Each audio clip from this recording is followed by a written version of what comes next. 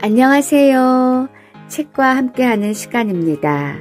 오늘은 20년 더 젊어지는 행복한 안티에이징 국민주치의 오한진 박사의 동안습관을 준비했습니다.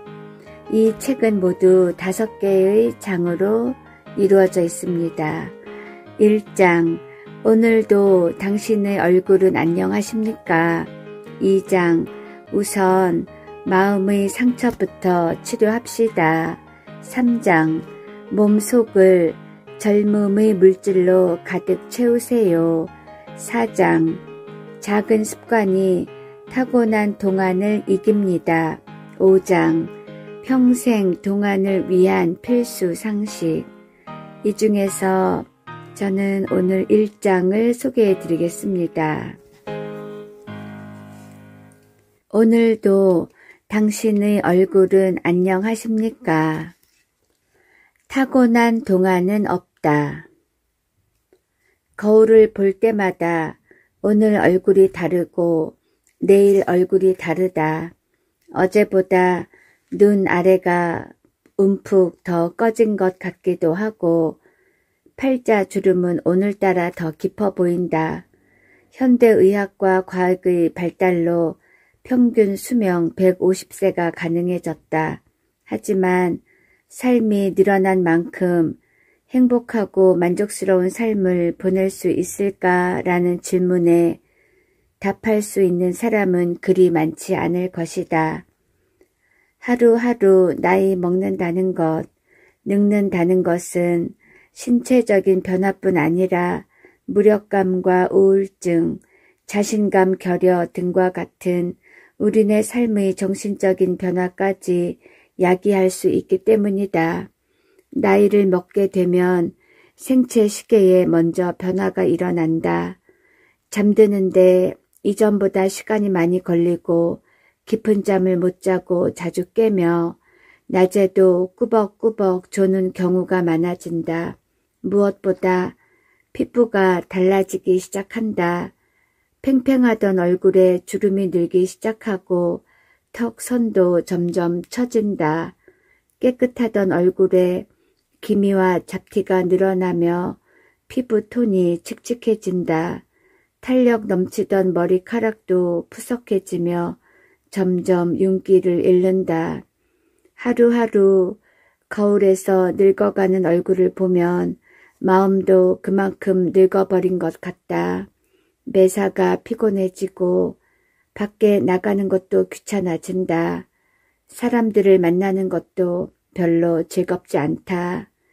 이게 바로 나이를 먹는 건가 하는 생각도 든다. 우리가 나이를 먹을수록 가장 듣고 싶은 말 중 한 가지는 나이보다 훨씬 동안이시네요. 다 어떤 칭찬보다도 반갑고 들으면 힘이 솟는 말이다. 나 역시도 그렇다. 동안이라는 말은 단순히 젊어 보인다의 차원이 아니라 피부가 좋고 외모가 아름다우며 생기 있고 활기차 보인다는 많은 뜻을 함축하고 있다.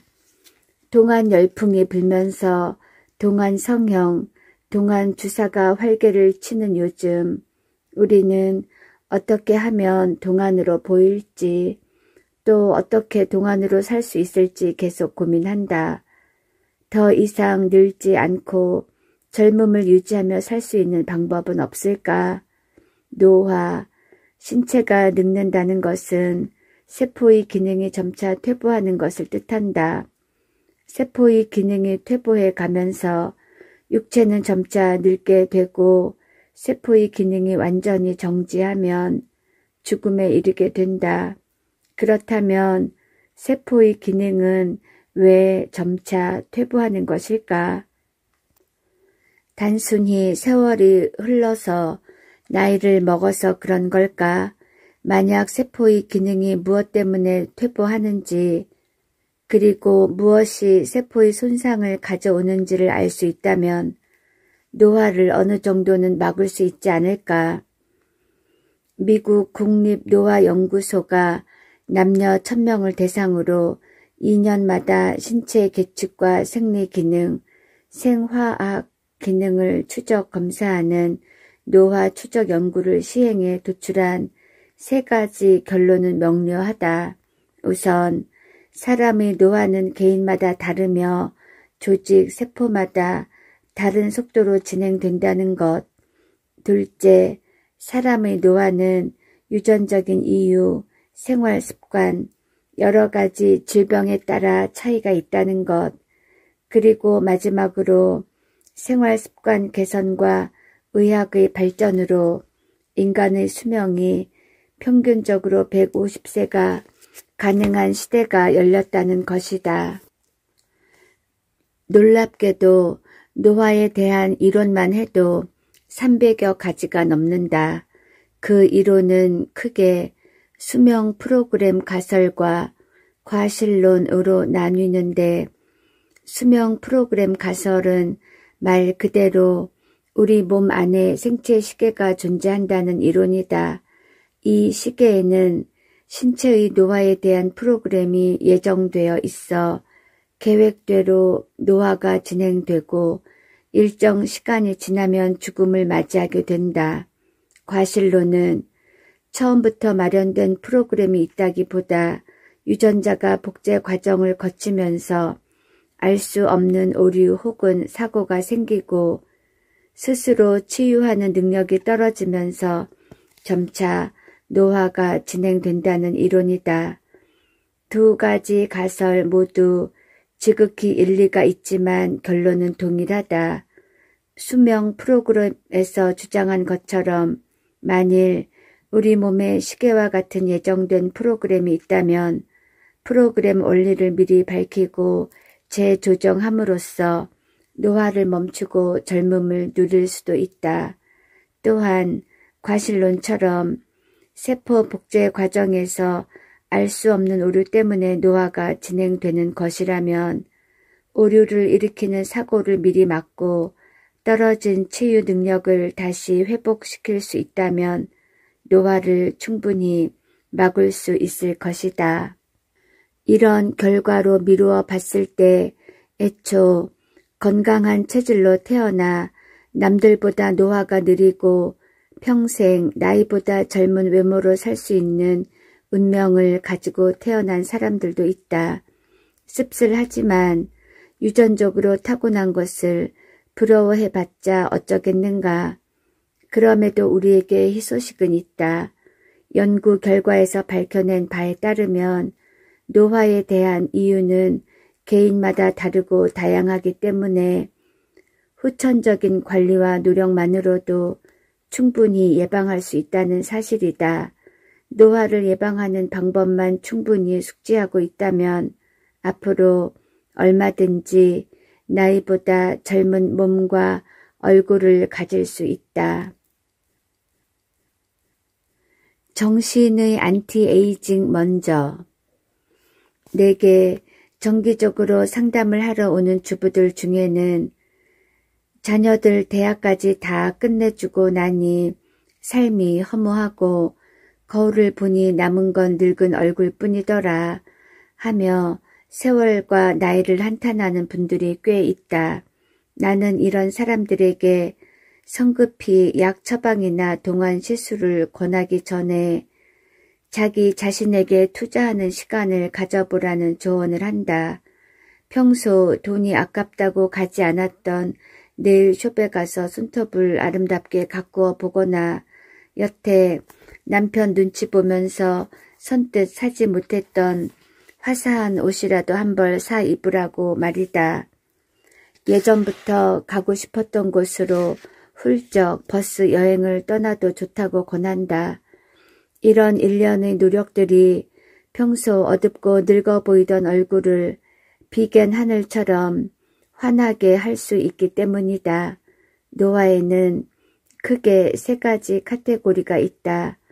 주로 스트레스로 인해 발생되는 정신의 노화, 나이가 들면서 점차 감소해가는 호르몬의 노화, 피부 등 신체 외적인 부분에 변화가 일어나는 세포의 노화가 그것이다. 나는 이 중에서 정신의 노화를 방지하는 것이 무엇보다 중요하다고 본다. 바로 우리네 삶에서 감정, 정신적인 만족감이 차지하는 부분이 가장 크기 때문이다. 그러니 마음이 편해야 얼굴이 활짝 핀다는 말은 정신, 감정적인 만족감이 얼마나 중요한가를 정확히 표현한 것이다.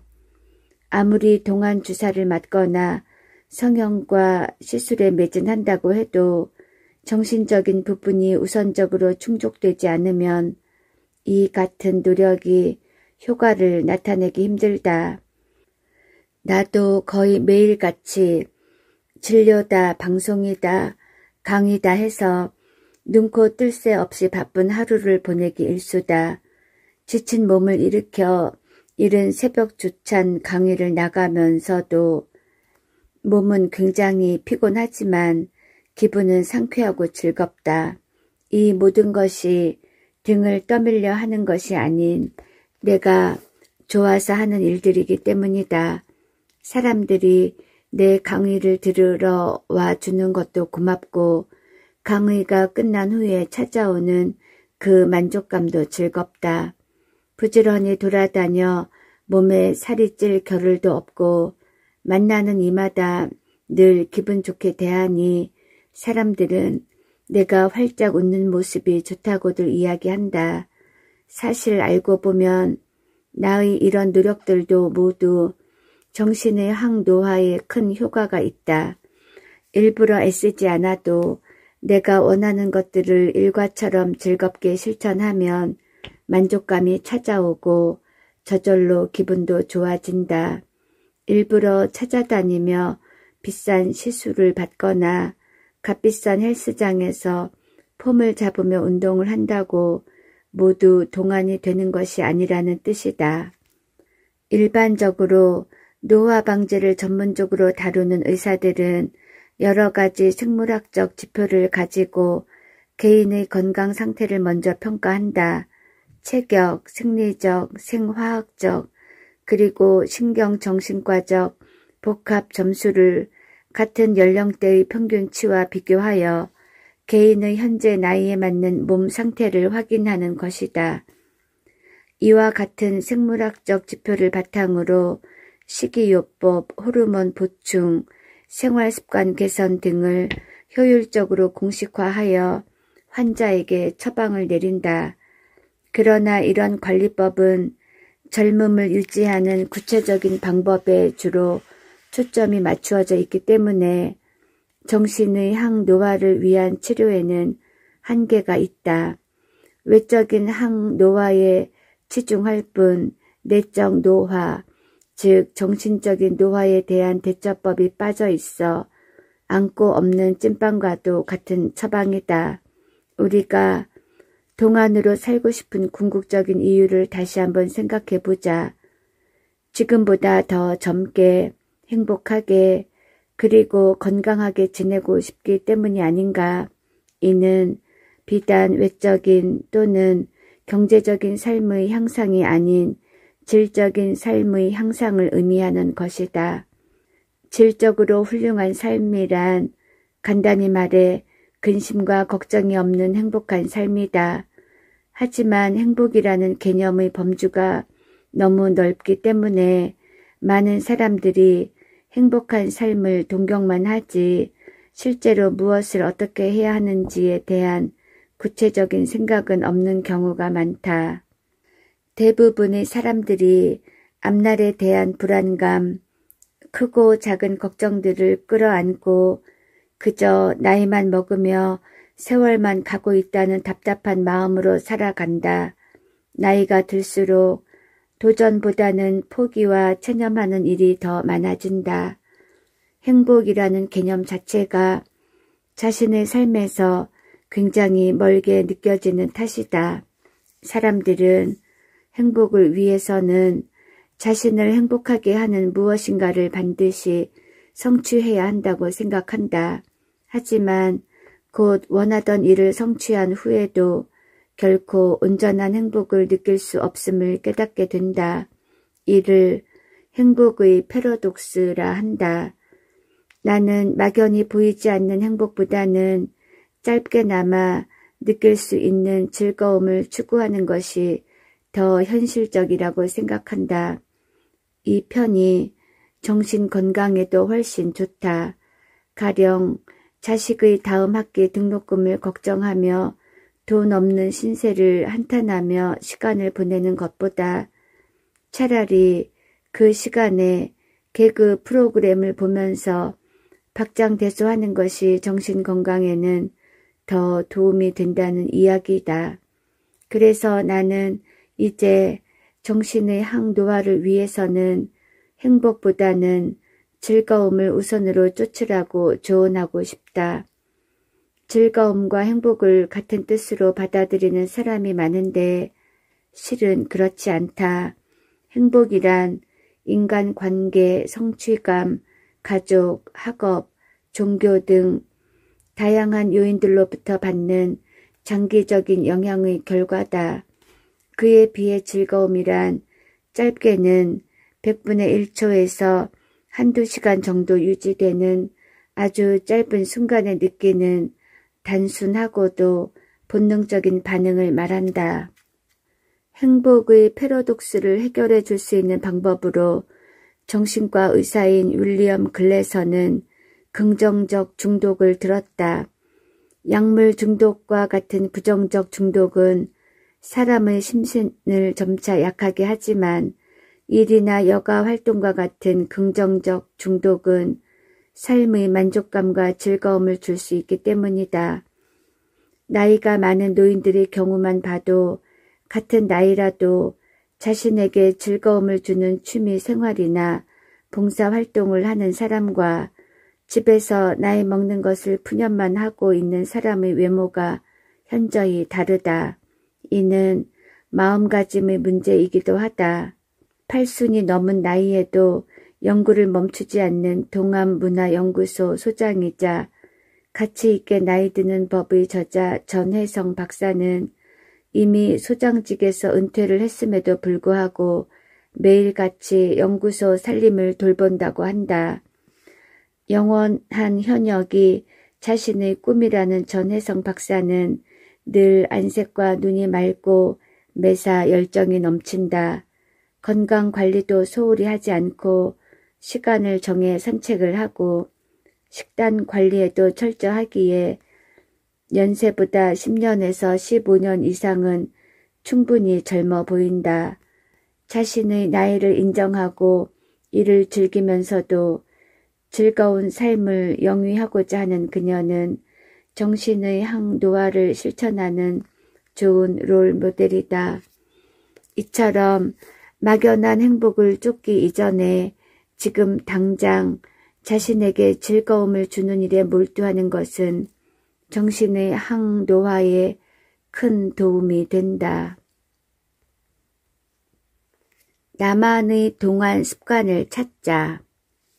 프랑스의 사상가인 몽테뉴는 수상록에서 노년의 인생 설계를 위한 2가지 지침을 제시했다. 첫째, 정신적 측면으로 삶의 최고 목적을 마음의 평안에 두라는 것. 둘째, 육체적 측면으로 하나님이 우리에게 주신 모든 감각을 빠짐없이 의식적으로 즐기라고 했다. 그런데 마음의 평안을 가장 위협하는 것은 무엇일까? 바로 스트레스이다. 우리의 정신과 몸은 정상적인 안정상태를 위협하는 스트레스에 대항하여 늘 끊임없이 반응한다. 최근에는 만성적인 스트레스가 세포 속 DNA를 손상시켜 자손에게까지 영향을 미친다는 연구 결과도 있다. 스트레스가 대물림 되다니 이보다 더 끔찍한 일이 있을까? 아드레날린과 같은 스트레스 호르몬은 머리카락의 색깔을 검게 유지시켜주는 줄기세포를 영원히 손상시켜 흰 머리가 생긴다는 연구 결과도 있다. 이처럼 스트레스는 노화의 주범인가? 라는 물음에 그렇다 라는 대답을 자신있게 할 수 있는 실험적인 증거들이 최근 속속 발표되고 있다. 만성적이고 지속적인 스트레스는 정신의 노화를 가속시킨다. 우리 몸 전체를 조절하는 호르몬을 변화시키고 세포의 유전자에게까지 치명적인 손상을 준다. 이처럼 스트레스로부터 오는 노화의 피해는 상상 이상이다. 우리의 감정적인 만족도는 스트레스와 밀접한 관계가 있다. 스트레스가 심하면 우리가 살면서 느낄 수 있는 정신적인 만족도도 덩달아 낮아진다. 다시 말하면 우리가 기본적으로 스트레스를 해결하지 못하면 아무리 피부를 가꾸고 좋은 약을 많이 먹는다 해도 별 효과를 보지 못한다는 말이다.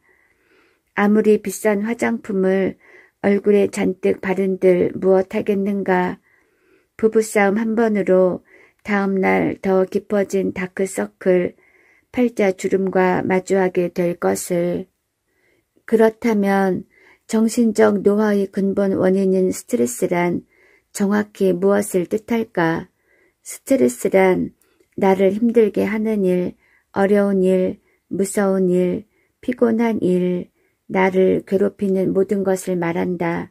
하지만 진정한 스트레스의 정의는 바로 감정의 상처다. 우리가 일상에서 부딪히는 여러 문제와 이 일들로 인해 받는 감정의 상처가 바로 스트레스다.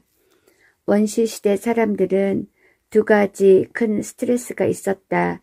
굶어 죽는 것과 큰 동물에 잡혀 먹히는 것. 재미있게도 이 두 가지 스트레스에 대한 신체 반응이 현대인의 신체에서도 그대로 나타난다. 회사 일로 스트레스를 받아도 굶어 죽을 때와 같은 신체 반응이 나타나는 것이다. 굶어 죽지 않기 위해 체내에 에너지를 저장한다. 이런 반응은 스트레스 호르몬이라 불리는 코르티솔에 의해 만들어진다. 코르티솔은 사람이 여러 가지 스트레스를 받을 때 신체의 생리 기능을 정상적으로 유지하도록 하는 매우 중요한 역할을 한다. 만일 코르티솔이 없다면 인체는 여러 가지 스트레스를 이겨내지 못한다. 또 면역 기능을 담당하기 때문에 각종 세균이나 바이러스 감염에 맞서 싸울 때 중요한 역할을 한다. 또한 코르티솔은 에너지를 신체 내에 저장하고 필요할 경우 저장된 에너지원을 쉽게 사용할 수 있도록 해준다. 섭취된 음식을 분해해서 당분을 간의 글리코겐 형태로 저장하는 것을 촉진하기도 하고 위급 상황에서 인체가 에너지를 필요로 하는 경우에는 간에 저장된 당분과 지방세포의 지방산을 혈액으로 내보내 사용할 수 있도록 하는 등 중요한 역할을 담당한다. 그런데 이 코르티솔이 극도의 스트레스로 과다 분비되면 간과 복강 내 여분의 에너지를 지방으로 바꾸고 축적하게 된다. 그래서 자연스럽게 내장 지방이 증가해 배가 나오게 되는 것이다. 직장인들이 배가 많이 나오는 이유도 대부분 스트레스가 원인이다. 물론 다양한 원인이 있겠지만 우리 삶에서 스트레스의 가장 큰 원인은 씁쓸하게도 경제력, 즉 돈이 그 원흉이라는 것이 지금껏 수많은 환자들을 상담해 오며 내가 내린 결론이다. 갑자기 가정 형편이 기울거나 사업 실패로 괴로워하는 사람들의 얼굴이 이전보다 갑자기 확 늙어 보이는 것도 돈으로 인한 스트레스 때문인 셈이다. 지나치게 많아도 모자라도 스트레스인 돈, 그리고 사람과 사람의 관계, 부모와 자식, 상사와 부하 등 상하의 인간관계와 형제 자매, 직장 동료 등 좌우의 인간관계가 스트레스의 주 원인이다. 일상생활의 크고 작은 사건들도 모두 스트레스로 작용한다. 결혼, 이혼, 사망, 입학, 졸업, 이사 등이 특히 스트레스 요인이고 1과 2 중 배우자의 사망은 가장 강력한 생활 스트레스다. 한 가지 흥미로운 점은 한국인의 경우에는 자식의 죽음이 배우자의 사망보다 더 큰 스트레스로 확인되었다. 그만큼 자식에 대한 욕심, 애정, 애착이 강하기에 자녀 문제가 배우자의 사망에 맞먹는 스트레스 원인인 것이다. 물론 평생 스트레스를 받지 않고 살기는 힘들다. 하지만 이런 흔적 하나하나가 우리 몸에 적지 않게 부정적인 영향을 끼치는 것은 자명한 사실이다. 스트레스는 곧 항노화의 적인 셈이다. 스트레스 극복을 어떻게 잘 하느냐에 따라 개개인의 노화 속도는 달라지게 되어 있다. 나이에 비해 굉장히 동안인 사람들은 대부분 긍정적인 사고방식을 가지고 있고 늘 활동적이며 표정이 밝다. 크게 화를 내는 법도 없어 표정 주름도 거의 없고 쉽게 속상해하거나 짜증을 내지도 않는다. 그리고 주 2회는 꼭 운동을 한다든가 아침에는 늘 사과를 먹는다든가 하는 단순하지만 나름대로의 건강 원칙도 가지고 있다. 여기에서 우리가 알 수 있는 사실은 나이보다 훨씬 젊어 보이는 동안들은 일반인보다 스트레스에 강하며 스트레스 극복을 나름대로 잘 해나가고 외모 관리에 꾸준한 시간과 노력을 투자한다는 점이다. 물론 후자는 비용이 들 수 있기에 모든 사람들이 실천하기는 쉽지 않겠지만 노안의 주범인 스트레스를 극복하는 방법만 알면 바로 실천이 가능하다. 그리고 자신만의 스트레스 해소법이 점차 누적되면 이것이 바로 자신만의 동안 습관이 되는 것이다. 동안이 되는 길은 생각보다 험난하지도 어렵지도 않다. 단지 마음과 생각의 차이만으로 평생 동안이 되느냐, 그렇지 못하느냐가 결정된다. 타고난 동안은 없다. 정신의 안티에이징 먼저, 나만의 동안 습관을 찾자. 동안을 유지하는 방법은 뭐니 해도 스트레스를 잘 관리하고 즐거운 마음으로 사는 것이라고 합니다. 우리 구독자님들 스트레스 받지 마시고 받지 않을 순 없지만 지혜롭게 잘 관리하시고 건강과 동안 유지하시기 바랍니다. 감사합니다. 편안한 밤 되세요.